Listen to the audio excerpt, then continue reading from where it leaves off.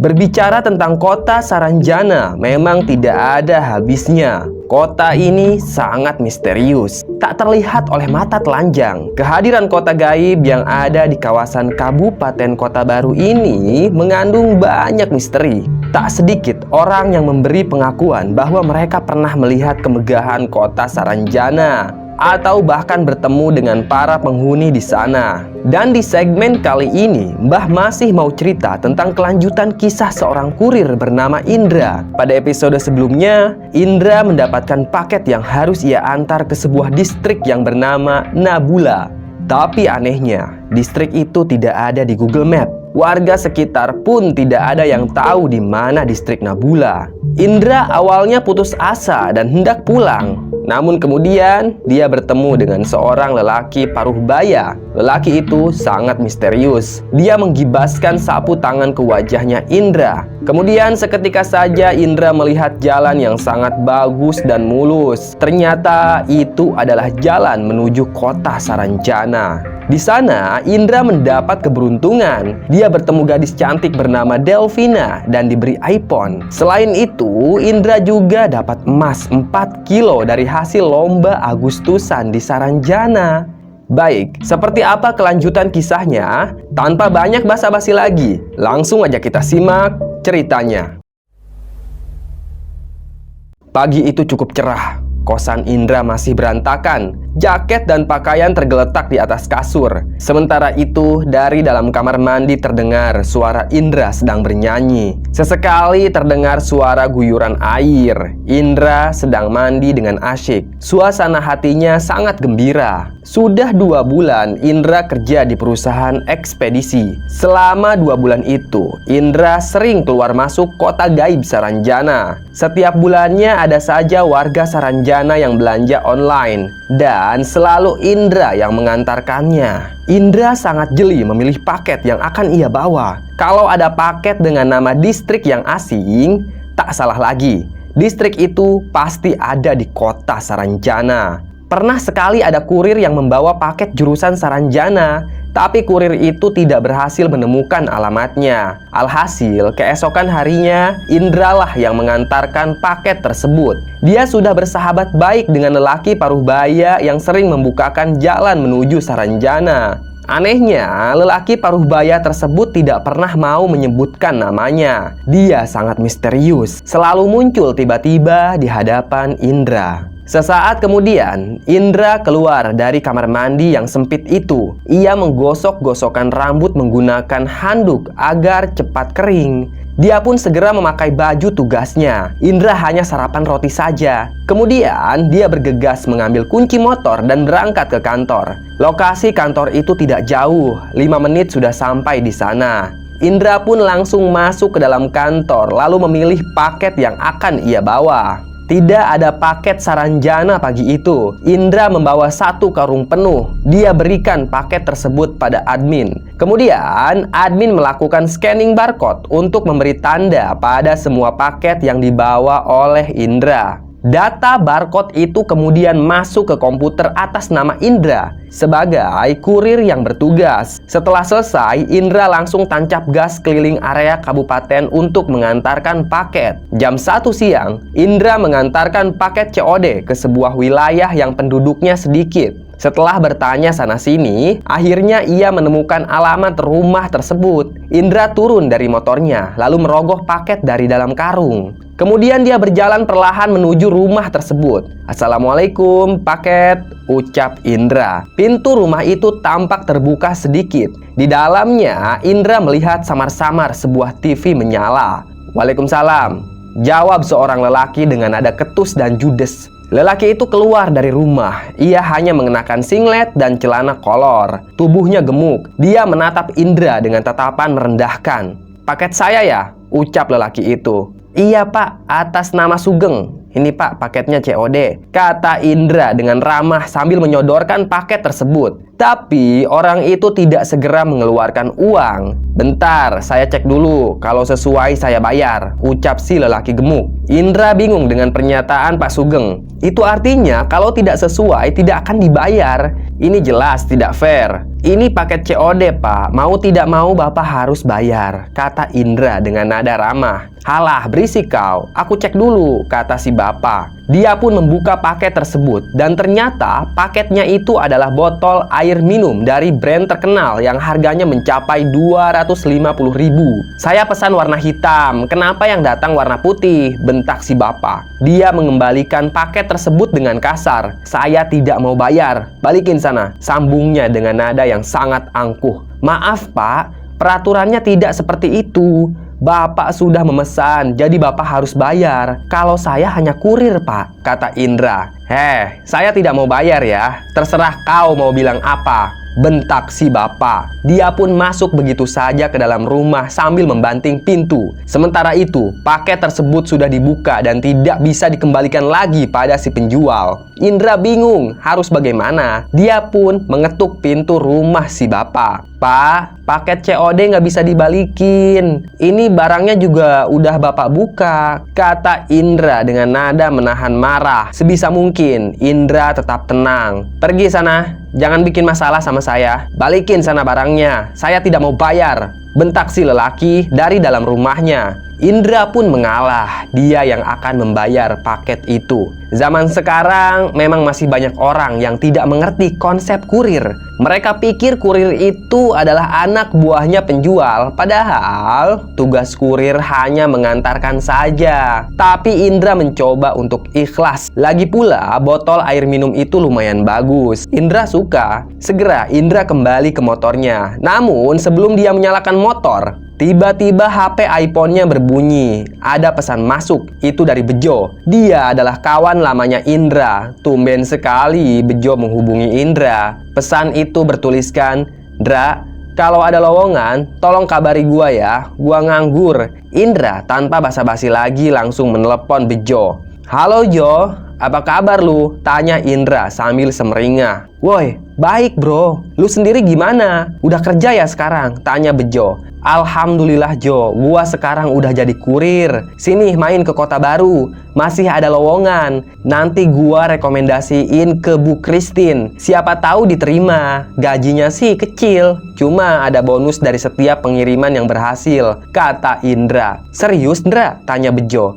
"Iya, sini main ke kosan gua." "Iya deh, besok gua kesana. Gua mau jadi kurir kayak lu daripada gua nganggur di kampung," kata Bejo. "Ya udah kesini aja, gua tunggu ya," ucap Indra. "Oke bro, siap," jawab Bejo. Ternyata keesokan harinya Bejo benar-benar nyamperin Indra ke Kota Baru. Dia berhasil menemukan kos-kosannya Indra. Indra pun langsung membawa Bejo ke kantor ekspedisi untuk interview dengan Bu Christine. Dari hasil interview itu, Bu Christine memanggil Indra. Pagi itu Indra duduk di ruangan Bu Christine. "Dra, dari hasil interview temanmu itu, jujur ya, ini penilaiannya nggak meet atau masih kurang lah. Tapi saya mau review ulang karena saya lihat kamu itu orangnya tekun dan pekerja keras. Saya kasih kamu hak istimewa untuk menilai temanmu. Soalnya kamu yang lebih tahu soal Bejo," ucap Bu Christine. Indra terdiam sejenak. Dia pun tersenyum dan dengan yakin Indra bilang, "Bejo itu orang yang sangat rajin dan tekun juga Bu. Kalau bisa tolonglah dia. Coba saja dulu beberapa bulan. Saya yakin Bejo bisa menjalankan tugasnya dengan baik," ucap Indra.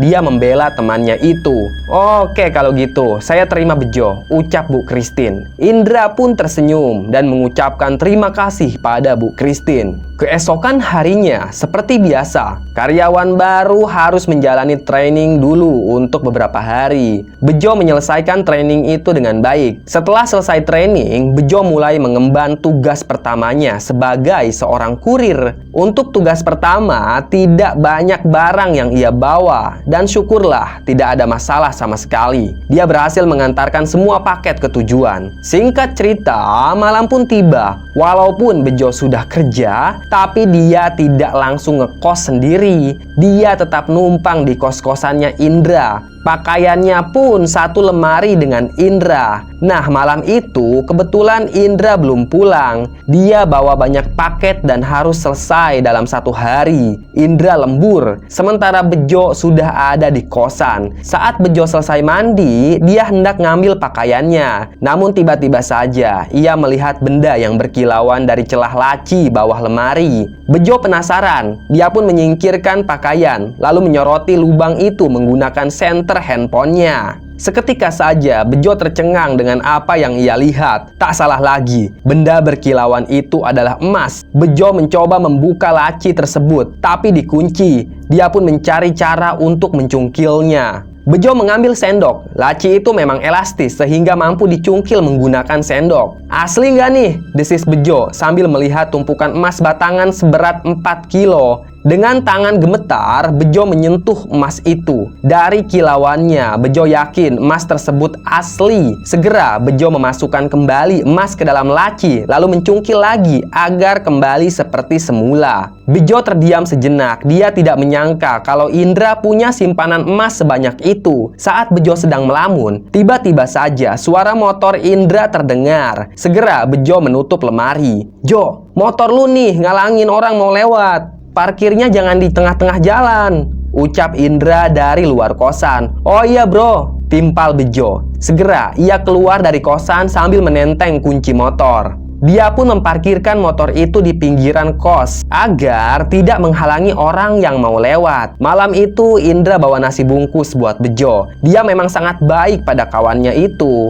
Mereka pun makan dengan lahap. Keesokan harinya, seperti biasa, Bejo tiba duluan di kosan. Dan dia pun panik karena kosannya itu sudah berantakan. Pakaian tergeletak di lantai, lemari terbuka lebar, dan parahnya lagi, ada yang mendobrak laci penyimpanan emas. "Tolong!" teriak Bejo. Segera penghuni kosan berdatangan. "Ada apa?" tanya mereka. "Kosanku kemalingan," ucap Bejo. Seketika saja semua orang heboh, sementara Bejo langsung menelepon Indra. Indra yang saat itu masih bertugas, dia sangat kaget. Jangan-jangan emasnya dicuri. "Iya, nanti gua pulang. Paketnya tinggal satu lagi nih," ucap Indra. Dia mau antar paket terakhir dulu. Setibanya di kosan, Indra sangat kaget karena emas hasil Agustusan di Saranjana sudah raib di gondol maling. Dia pun tampak sedih. Tapi Indra tidak mau berlarut-larut. Dia punya prinsip, apapun yang tidak ditakdirkan untuk dirinya, maka tidak akan jadi miliknya. Saat itu, Bejo pura-pura tidak tahu kalau Indra punya emas di laci. "Hah? Yang bener lu, Indra?" tanya Bejo. "Iya, emas gua 4 kilo," ucap Indra. "Dapat dari mana lu emas sebanyak itu?" Bejo kembali bertanya.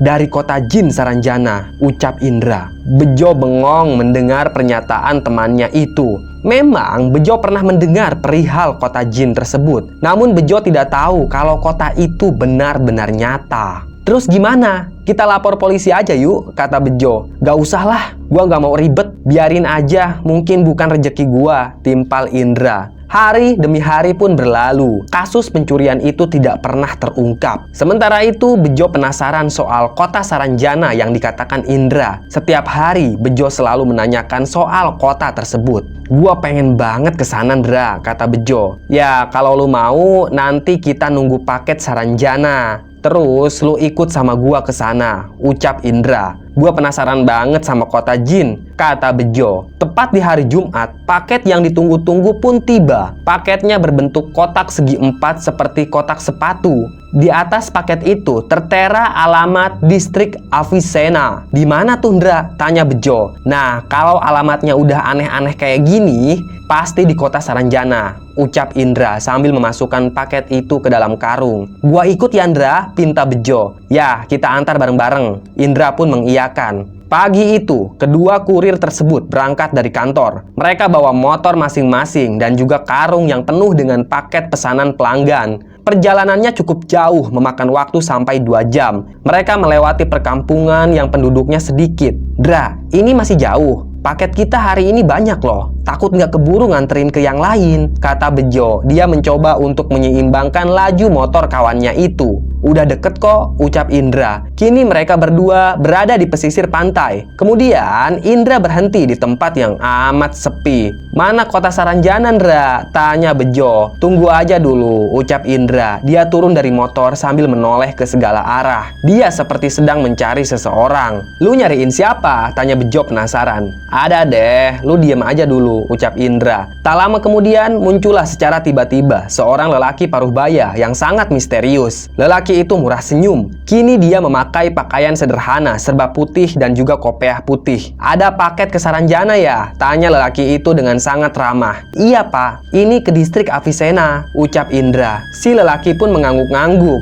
Dia kembali mengeluarkan sapu tangan lalu menggibaskan ke wajah Indra dan Bejo. Silakan, itu jalannya, lurus aja ya, ucap lelaki paruh baya. Bejo kaget saat melihat jalan yang sangat lebar dan panjang. Jalan itu tiba-tiba muncul, padahal tadi tidak ada. Segera mereka berdua menyusuri jalanan tersebut menggunakan motor bebek. Kedua kurir itu melaju dengan santai. Dan tak lama kemudian mereka melihat kota yang amat megah dan gedung-gedung tinggi pencakar langit. Banyak kendaraan melayang di angkasa. Belum lagi di jalanan, banyak sekali kendaraan canggih yang belum pernah dilihat Bejo sebelumnya. Ini serius, Ndra, ucap Bejo. Dia masih tercengang dengan apa yang dilihatnya. Selamat datang di kota Saranjana, ucap Indra sambil tersenyum.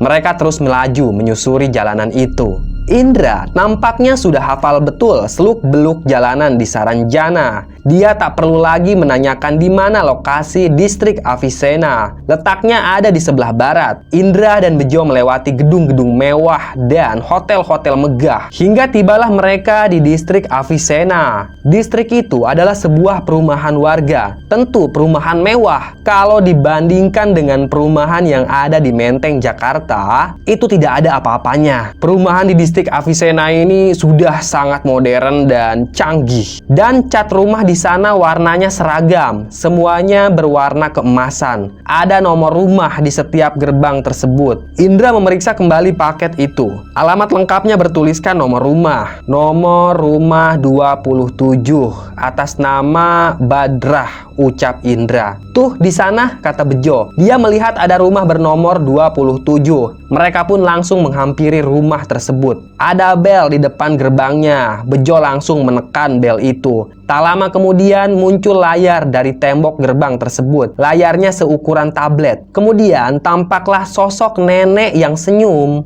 Masuk saja nak, ucap nenek itu. Gerbang pun terbuka otomatis. Halaman rumah si nenek sangat luas. Ada patung kuda dan air mancur di halaman tersebut. Tamannya juga sangat indah. Terdapat bunga-bunga cantik dan langka. Motor Indra dan Bejo masuk ke halaman rumah. Mereka berhenti tepat di depan teras rumah si nenek. Ayo masuk saja, ucap nenek dengan ramah. Dia berdiri di depan pintu menyambut kedatangan kedua kurir itu. Indra dan Bejo pun dipersilakan masuk. Mereka sangat kagum pada ruangan tamu si nenek. Ruangan itu penuh dengan benda-benda antik dan terkesan bersejarah. Mereka berdua duduk di atas kursi yang sangat nyaman dan terkesan antik. Badan kursi itu terbuat dari kayu jati, sementara dudukannya dari bahan yang sangat empuk dan nyaman untuk diduduki. Indra dan Bejo menoleh ke segala arah. Pada dinding itu banyak koleksi luar biasa yang belum pernah dilihat oleh kedua kurir itu sebelumnya. Bejo salah fokus pada sebuah sorban yang digantungkan pada dinding. Sorban itu mengeluarkan cahaya yang gemerlap. Warnanya putih bersih. Itu sorbannya bagus sekali, ucap Bejo. Iya, itu sorban yang pernah dipakai Nabi Khidir alaihi salam. Nenek yang berhasil menemukannya di Baghdad ribuan tahun lalu, ucap si nenek. Hah? Serius, Nek? Ucap Indra. Dia tercengang dengan apa yang dikatakan si nenek. Sorban Nabi Khidir adalah koleksi paling berharga di rumah itu, timpal si nenek tersebut. Oh iya, Nek Badrah. Terus sekarang Nabi Khidir di mana? Tanya Bejo. Tak ada yang tahu, jangankan kalian bangsa manusia. Kami saja bangsa jin tidak tahu di mana keberadaan Nabi Khidir sekarang. Bejo dan Indra mengangguk-ngangguk. Nenek Badrah kemudian membuka paket tersebut. Ternyata isinya beneran sepatu. Nenek Badrah mencobanya. Pas banget di kakiku, ucap Nenek Badrah. Oh iya, kalian mau lihat koleksi barang antikku yang lain nggak? Tanya Nenek Badrah. Mau nek, ucap Bejo dengan sigap. Ya sudah, mari ikut aku ke museum pribadiku, ucap Nenek Badrah. Mereka pun bangkit dan mengikuti si nenek dari belakang. Di rumah itu ada lift yang sangat mewah. Mereka masuk ke dalam lift dan tiba di lantai 4. Saat lift itu terbuka, tampaklah sebuah ruangan yang amat luas. Ruangan itu dipenuhi ratusan koleksi barang antik, dari mulai patung Mesir kuno, benda-benda zaman Romawi seperti helm prajurit, dan teko kecil yang tampak memukau. Bukan hanya itu saja, barang-barang dari zaman Yunani kuno pun ada di sana, termasuk surat-surat kuno yang ditulis menggunakan bahasa Yunani. Di sebelah kanan, ada barang peninggalan kerajaan Majapahit seperti keris dan pusaka lainnya. Bejo berhenti sejenak. Dia terpukau pada kemilauan butiran berlian yang tergeletak di atas meja. Berlian itu tidak dikurung menggunakan kaca, namun dibiarkan begitu saja. Nah, kalau itu berlian yang aku ambil dari segitiga Bermuda, ucap si nenek sambil tertawa cekikikan. Dia pun kembali berjalan menyusuri museum pribadinya.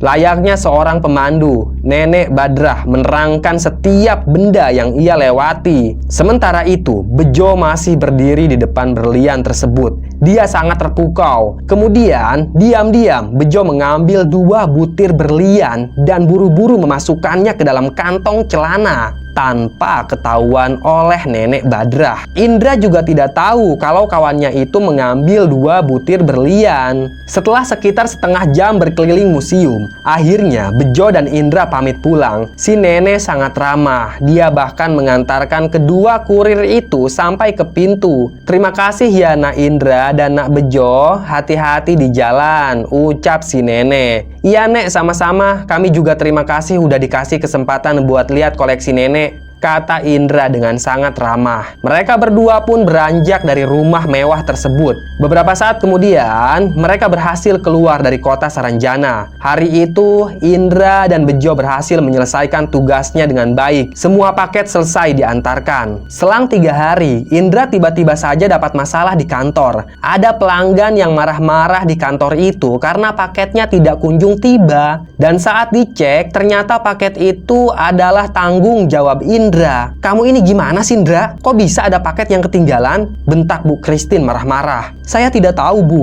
seingat saya semua paket sudah saya antarkan ke pelanggan. Tidak pernah ada yang ketinggalan, ucap Indra. Ini ada buktinya loh. Kamu ini gimana? Ini udah keterlaluan. Kamu udah mencoreng kepercayaan pelanggan. Kamu dipecat Indra, ucap Bu Christine. Ya jelas saja Indra dipecat karena pelanggan yang marah-marah itu minta ganti rugi 3 kali lipat dari harga barang. Kantor pun menuruti tuntutan si pelanggan. Indra sedih. Entah kenapa minggu-minggu ini ia dapat cobaan yang bertubi-tubi. Jo, gua mau balik kampung ya. Lu baik-baik di sini, moga sukses, ucap Indra.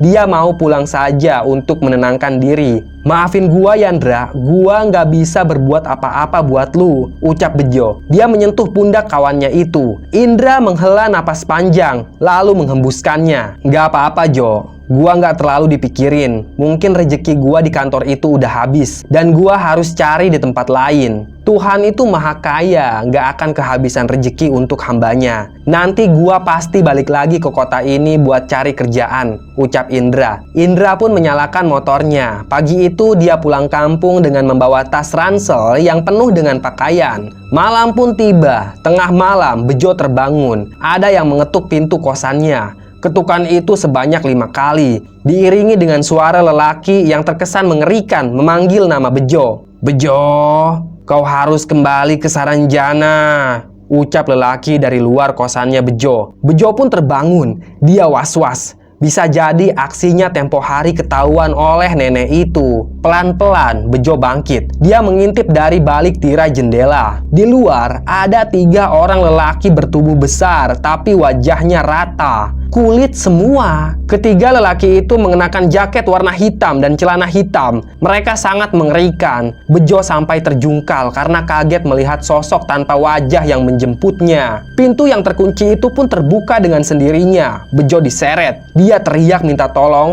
tapi anehnya tidak ada yang bisa mendengar teriakan Bejo. Ketiga jin dari Saranjana itu mungkin saja sudah membuat semua orang tidur pulas. Istilahnya disihir, sehingga tidak bisa mendengar teriakan Bejo. Sementara itu di depan kosan sudah ada mobil mewah berbentuk bundar. Itu adalah mobil terbang yang biasa hilir mudik di angkasa Saranjana. Bejo dipaksa masuk ke dalam mobil.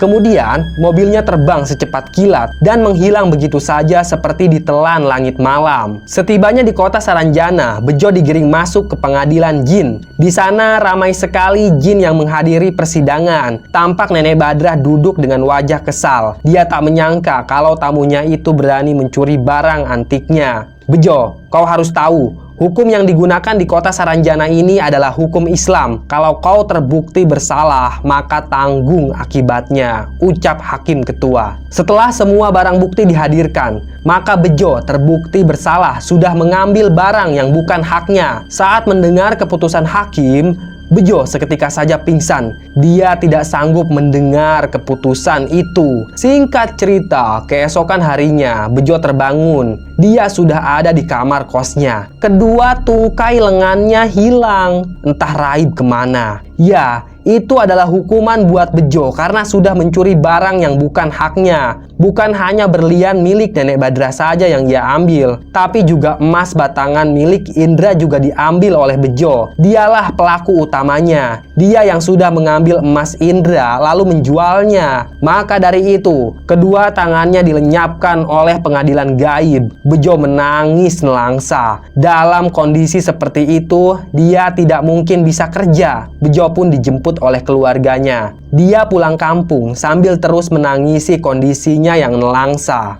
Baik, mari kita lihat apa yang terjadi di kantor ekspedisi. Bu Christine dengan stafnya sedang memeriksa rekaman CCTV. Dia penasaran karena beberapa hari ini dia bermimpi didatangi seorang wanita cantik bernama Delvina. Wanita itu memberi kesaksian bahwa Indra sudah difitnah oleh kawannya sendiri. Paket yang dituduhkan ke Indra itu tidak benar. Indra sudah kerja dengan baik. Bejo sengaja menyembunyikan paket itu, lalu diam-diam merubah data di dalam komputer admin. Data itu dirubah agar penanggung jawab paketnya menjadi atas nama Indra. Dari rekaman CCTV itulah terbukti bahwa Bejo sudah merubah data di komputer admin. Hal itu dilakukan Bejo karena dia tidak mau ada saingan untuk masuk ke kota Saranjana. Bejo ini serakah. Dia mau menikmati Saranjana sendirian. Nah, dari hasil rekaman CCTV itulah terbukti bahwa Bejo sudah merubah data di komputer admin. Bejo langsung dikirimi surat pemecatan secara tidak hormat. Kemudian Bu Christine menelepon Indra. Dia minta maaf pada kurir itu dan mempersilahkan Indra untuk bekerja kembali di perusahaan ekspedisi tersebut. Indra pun senang. Dia kembali ke kota baru. Tapi dia tidak tahu bahwa yang menyelamatkan pekerjaannya itu adalah Delvina, gadis cantik jelita dari kota Saranjana. Ah, Delvina, gadis itu barangkali selalu menguntit Indra diam-diam.